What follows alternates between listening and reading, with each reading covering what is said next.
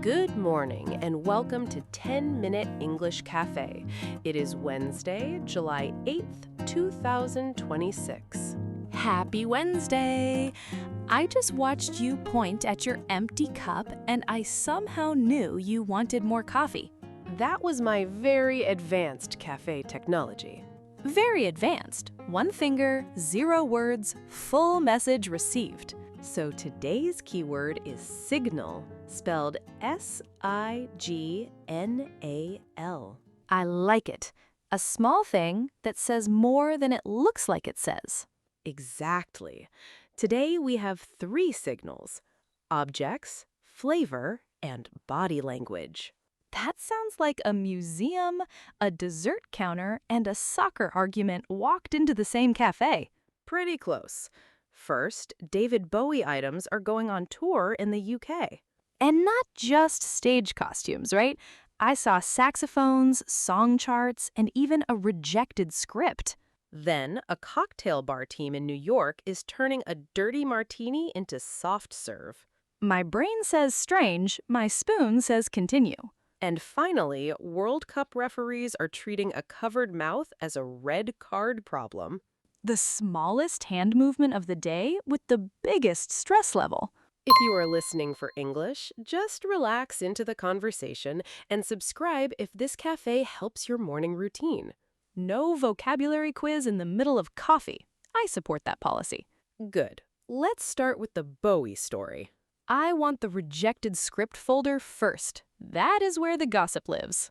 A major museum announced that selected items connected to David Bowie will tour the UK. I like that wording, selected items. It makes me picture someone opening a huge storage room and saying, these ones have stories. The exhibition is scheduled to open at a Scottish venue in November 2026. So the objects are traveling, almost like tiny messengers from his creative life. The full collection is described as about 90,000 items. 90,000? That is not a box under the bed. That is a whole weather system of notebooks and weird little treasures. For this tour, more than 100 items are being chosen.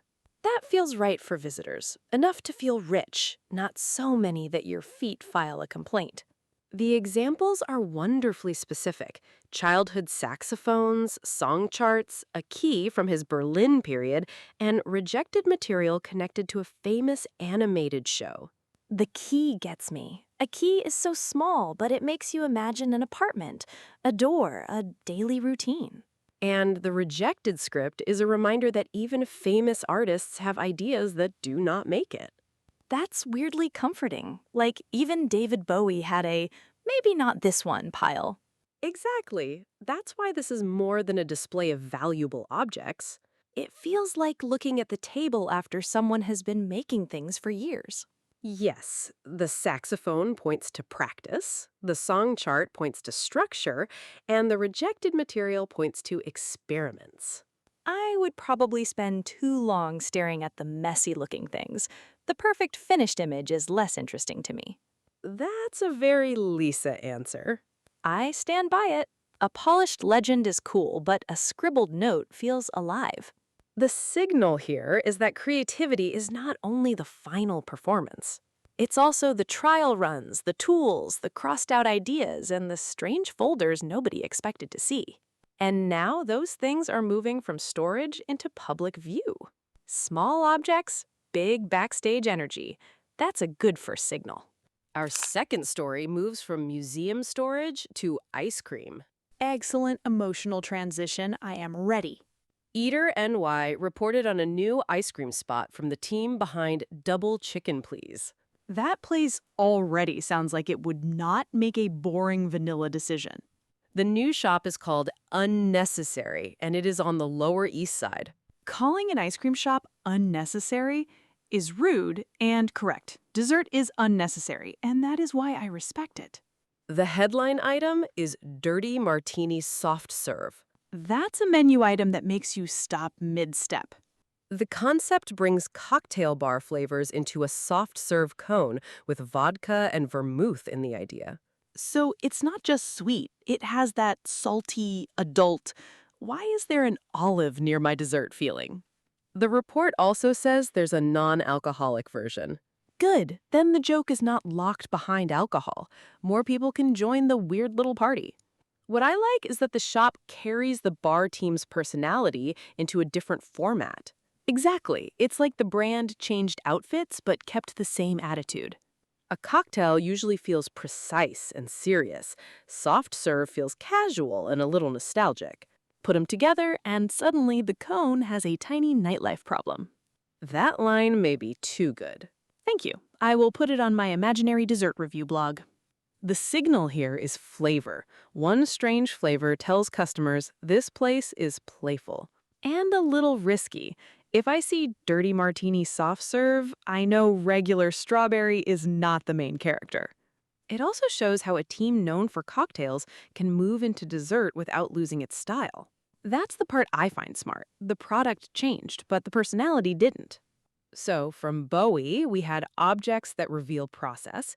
Here, we have flavor that reveals brand personality. And possibly whether I'm brave enough to order olive-adjacent ice cream before lunch.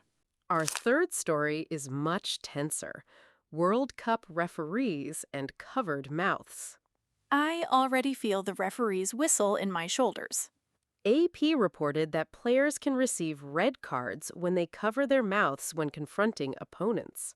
That is wild because covering your mouth is such a familiar soccer image. The concern is that players may be hiding abusive language. So the hand is not the whole issue. The hand is the curtain. Exactly. The rule is being enforced seriously, and FIFA says referees can act when they see that behavior. Imagine doing it from habit and realizing, oh no, my hand just sent the wrong message. That is the whole theme today. Small signals can have very large consequences. In this case, the consequence is not a confused waiter, it's a red card.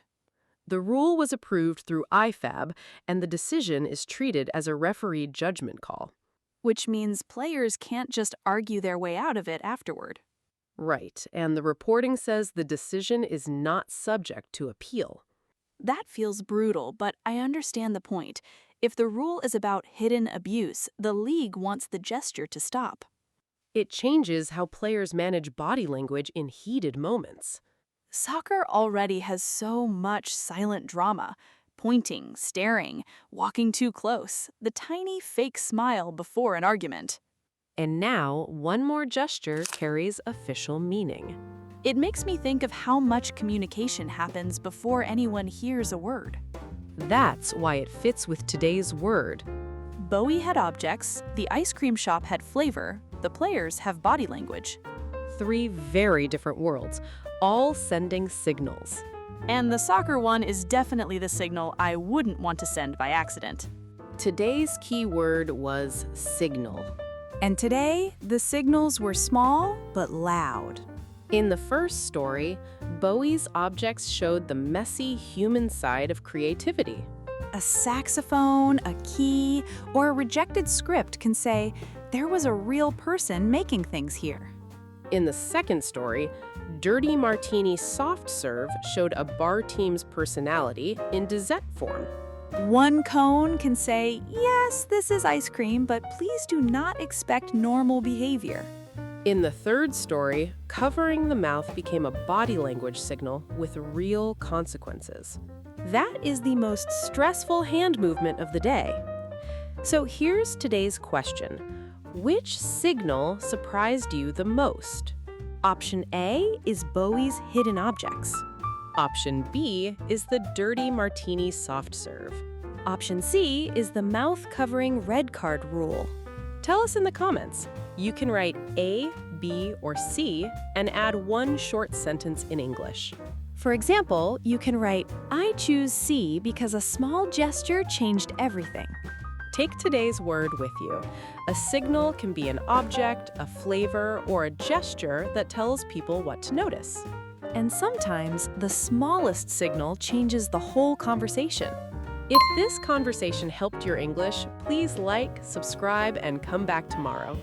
Have a good Wednesday, and notice the little signals around you today.